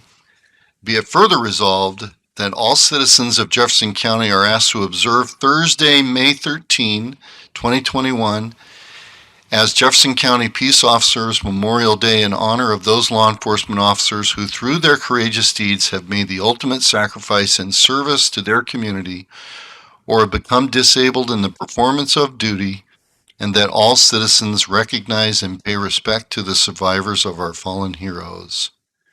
I move to approve this proclamation. Who is the second? Supervisor Brogler, second. Any discussion, questions? All in favor? Aye. Anybody online want to say aye? Aye. Aye. Thank you. Okay. Proclaiming the month of June as Dairy Month in Jefferson County. Supervisor Zastro was going to do this, but he had to leave. Who is the vice chair? Supervisor I'm not Morris? the vice. Or one of the officers from the UW Extension Committee? Our other one, and Mary. Dan first? Go ahead, Supervisor Morris. You have a nice speaking voice. Proclamation number 2, since we're concerned about numbers. Whereas agriculture in general and dairy farmers in particular have had to go through have had a tough go of it for over 5 years and would benefit from a dose of appreciation and encouragement, wouldn't we all? And whereas dairy products are a good source of vital nutrients that are part of a healthy and well-balanced diet, and whereas there are 86 dairy herds and 14,300 dairy cows in Jefferson County, and whereas dairy cows in Jefferson County produced 354 million pounds of milk per year, and whereas each dairy cow produces 24,800 pounds of milk per year, resulting in $17,000 of economic activity per cow, and whereas farm and rural families are an important part of Jefferson County's identity and culture, and whereas dairy farmers and the associated businesses surrounding them throughout the county have a significant economic impact, and whereas agricultural enterprises are a focus area in Jefferson County's emerging economic vision, and whereas the UW Extension Education Committee at its April 12, 2021 meeting considered this proclamation and recommended forwarding it to the County Board of Supervisors for adoption, now therefore be it resolved that the Jefferson County Board of Supervisors hereby proclaims, proudly, the month of June 2021 as Dairy Month in Jefferson County. I move to approve this proclamation. Second. Second by Supervisor Jacob. Any further discussion, questions? All in favor of this proclamation of June as Dairy Month in Jefferson County, say aye. Aye. Aye. Aye. Opposed? Thank you. It passes. Appointments by the county administrator, item number 14. Thank you, Mr. Chair. By the virtue of the authority vested in me in section 59.18, parent 2, parent B of the Wisconsin statutes, I respectfully request confirmation of the following appointment. Mr. Bill Kern as Highway Commissioner for a 2-year term ending May 31st, 2023. I respectfully request confirmation of this appointment. Let's confirm. Second from Supervisor Schultz. Discussion? Questions? All in favor? Aye. Aye. Opposed? No. No, I can hear. Passes by voice. Appointments by the County Board Chair, item 15, John Kennard to the Wisconsin River Rail Transit Commission for a 3-year term ending April 30th, 2024. And the second one is Dick Jones to Jefferson County Economic Development Consortium for a 3-year term ending May 1st, 2024. That second item is withdrawn at this time. So we will just vote on the first one as Supervisor Kennard to the River Rail Transit Commission. Move to confirm. Is there a second? Second. Or a second from Supervisor Winnicke. Discussion? All in favor? Aye. Aye. Opposed? Hearing none. And appointments to the Human Services Board. Always be Mr. Jones, Supervisor Jones. By virtue of the authority vested in the Human Service Board under section 3.061G, sub 1, sub G of the County Board Rules, the Human Service Board hereby requests County Board confirmation of the following appointment. Frankie Fuller, Fort Atkinson, Wisconsin, to the Aging and Disability Resource Center Advisory Committee, ADRC, for the 3-year term ending July 1, 2024. I move for passage. Do I have a second? Second, Coots. Seconded. Any further discussion, questions? All in favor of that appointment, say aye. Aye. Aye. Opposed? Hearing none. Appointment is confirmed. Is there any public comment of a general nature? Public comment of a general. Supervisor Schultz. I thought I would do this because I haven't spoken enough tonight. I want to throw out an idea. This is not a motion because there's no agenda item, etc. But maybe the executive committee should consider reviewing Zoom. We have invested in these separations between supervisors. I suspect many of us, if not most of us, have gotten our shots. I haven't got my rabies yet, but I got the other two.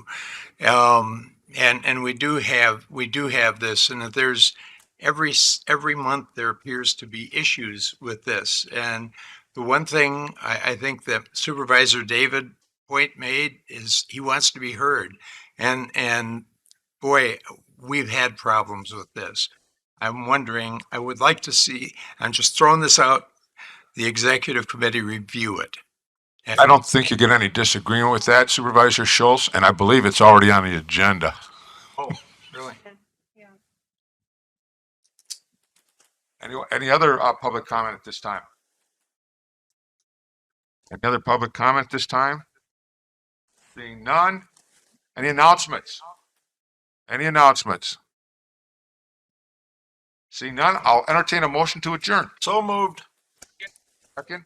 That is not debatable. Any, all in favor of adjournment, say aye. Aye. Aye. Can you just Opposed? cover that off? We are adjourned. Thank you.